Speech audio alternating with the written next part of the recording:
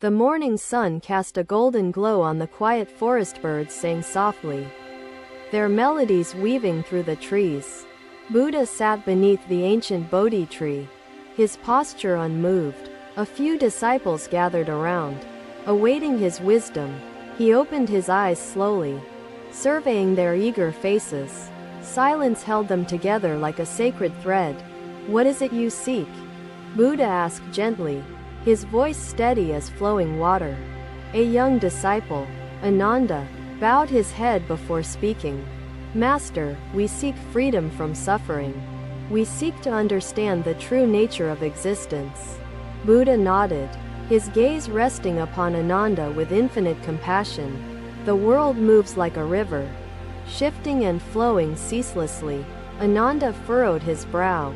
"But Master, how do we cease grasping at illusions? Temptations pull us away from the path."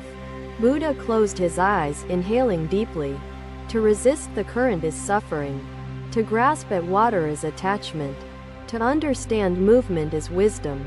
A gentle breeze passed through the leaves, rustling them like whispered truths. The disciples listened closely. Buddha lifted a hand and pointed to a nearby lotus. "Observe the lotus. It rises from the mud, pure and untouched." The disciples turned to the flower. Its petals opened toward the heavens. It floated serenely, untroubled by the murky water. "The lotus does not cling to the mud," Buddha continued. "It grows upward, undisturbed by the filth below." Ananda's eyes gleamed with realization. "Master, are you saying that we must remain clear-minded, untouched by the world's desires?" Buddha smiled softly. "Desires are part of existence, but they need not bind you. Observe them, but do not become them." The disciples absorbed his words, their hearts shifting like the wind through the trees. Another disciple, Kavi, hesitated before speaking. "Master, sometimes I feel lost. My mind becomes clouded with doubt and fear." Buddha's gaze was kind but unwavering. "Fear arises when we mistake impermanence for loss. Everything changes, yet nothing is ever truly lost." Kavi lowered his eyes, contemplating Buddha's words. The river beside them flowed endlessly, never holding on to any moment. "You are not separate from the river," Buddha said. "You are the current itself.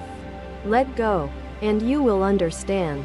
The disciples breathed deeply, feeling the wisdom settle into their bones. A child approached timidly, holding a broken clay bowl. She knelt before Buddha and spoke softly. "Master, my bowl shattered, and now I have nothing to hold water. What should I do?" Buddha took the broken pieces gently, examining them with care. "The bowl was never meant to last forever," Buddha said. "Its purpose was to hold water, not to remain unbroken." The child frowned, tears brimming in her eyes. "But I cherished it, Master." Buddha smiled, placing the pieces into her hands. "Cherish the water, not the vessel. The bowl is gone, but water remains." The child paused, then nodded with understanding. The disciples exchanged glances, absorbing the lesson. The mind clings to forms, fearing loss, Buddha continued. But true peace arises when we release attachment and embrace impermanence. A monk, weary from travel, bowed before Buddha. "Master, I have wandered many paths, searching for enlightenment. Yet I feel no closer." Buddha's eyes shimmered like deep waters. Enlightenment is not a destination. It is the act of walking, the moment of awareness itself. The monk exhaled, as if releasing years of weight. The truth settled within him, light as air. Buddha stood, his robes flowing like the river's current. "The path is not walked alone. We walk together, each step guided by compassion." The disciples bowed in unison, understanding the depth of his words. The sun dipped lower, casting golden hues across the land. Buddha turned toward the horizon. "Walk with open hearts, listen with open minds, and carry wisdom as gently as the wind carries leaves." The disciples rose, their souls strengthened by his teaching. The journey ahead would unfold, shaped by their steps and understanding. The Bodhi tree stood firm, its roots deep, its leaves whispering timeless truths. Buddha smiled, knowing that wisdom would continue to flow. Another day, another journey. The Buddha and his disciples arrived in a village stricken by famine. The people were weak, their faces pale with hunger. Children sat quietly, their eyes hollow with need. Buddha walked among them, his gaze filled with compassion. The disciples hesitated, uncertain of how to help. A young boy approached, holding an empty bowl. His hands trembled as he lifted it toward the Buddha. "Master," the boy whispered, "there is no food. My family has not eaten for days." Buddha knelt before him, his robes pooling around him like flowing water. "The body may hunger," he said, "but the spirit must never starve." The disciples exchanged uncertain glances.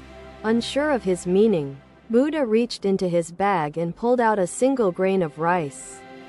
He placed it gently into the boy's bowl, his movements calm and deliberate. The disciples watched, puzzled. A single grain could not fill an empty stomach.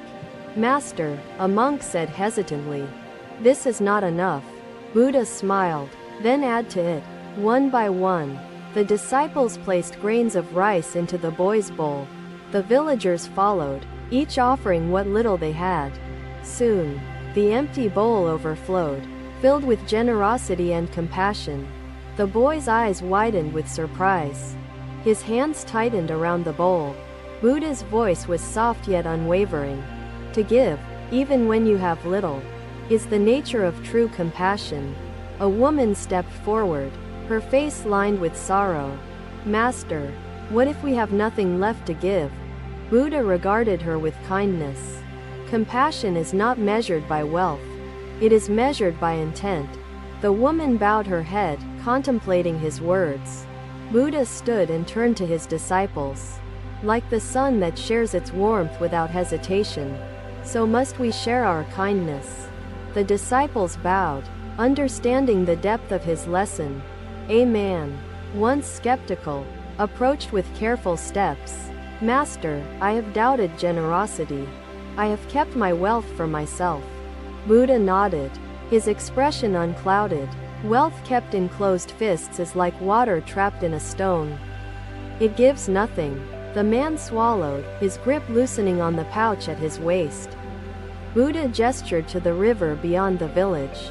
"Water flows, nourishes, and sustains all. Should kindness not do the same?" The man looked toward the river, its steady currents reflecting the golden light of the sun.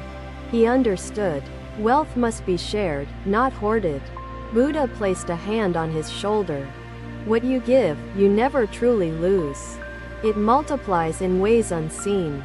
The villagers listened, their hearts shifting like wind through leaves. A child tugged at Buddha's robe, her voice barely a whisper. "Master, will the famine end?" Buddha smiled gently. "Like the seasons, suffering passes, but kindness endures." The girl nodded, her small hands tightening around the grain of rice she had received. The disciples observed the village, their eyes opened to a deeper truth. Compassion was not found in abundance. It was found in willingness to share. Buddha turned toward the horizon, his voice carrying with the breeze. "Walk with open hearts, listen with open minds, and teach not with words alone but through the presence of your being." The villagers bowed, their souls nourished by his wisdom. The setting sun bathed the land in golden hues. Buddha continued his journey, knowing kindness would ripple beyond the village. Another day, another lesson. The sky stretched wide above the temple, its colors shifting like thoughts in a wandering mind. Buddha sat in quiet meditation, his presence like still water.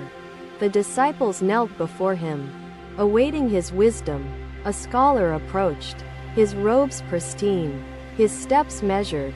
"Master, I have studied all scriptures, yet truth remains elusive." Buddha regarded him with gentle amusement. "Then answer me, what sound does the wind make?"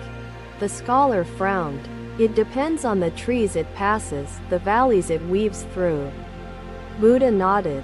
And yet, the wind remains the wind. Truth is not found in words alone but in experience. The scholar lowered his gaze, contemplating the lesson. A bird chirped nearby, its song effortless, unburdened by understanding. Buddha gestured to the flowing river. If water is poured into many vessels, does its nature change? The scholar hesitated. No, Master, it remains water. Then do not seek truth in form alone, Buddha said. Truth flows beyond shape, beyond grasping hands.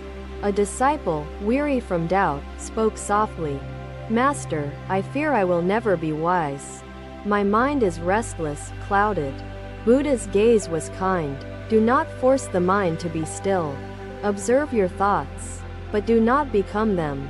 The disciple exhaled, feeling the weight of his worries lighten. A merchant arrived, his arms heavy with gold. Master, I wish to understand peace. I have wealth, but my heart remains restless. Buddha smiled. Wealth may fill your hands, but does it fill your soul? The merchant frowned, his fingers tightening around the gold. Buddha pointed to the sky. Birds have no gold, yet they sing. The river owns nothing, yet it flows without resistance. The merchant's grip loosened. He understood. A woman stepped forward, sorrow deep in her eyes. Master, I have lost my husband. My heart aches endlessly. Buddha's voice was soft. Suffering arises when we mistake impermanence for loss. Everything changes, yet nothing is ever truly lost. The woman swallowed, tears brimming. But how can I live with this emptiness? Buddha picked up a fallen leaf. The tree does not mourn this leaf. It understands its place in the cycle of life. The woman studied the leaf, her grief shifting like tides. An elder knelt beside Buddha. Master, I have lived long, yet I do not understand the meaning of my years. Buddha's eyes shimmered. Time does not define meaning. Meaning is found in how we live, in the kindness we share. The elder nodded, his heart lighter. Buddha stood, his robes flowing with the wind. Walk with open hearts, listen with open minds, and live truth rather than seek it. The disciples bowed, their souls carrying his wisdom into the path ahead.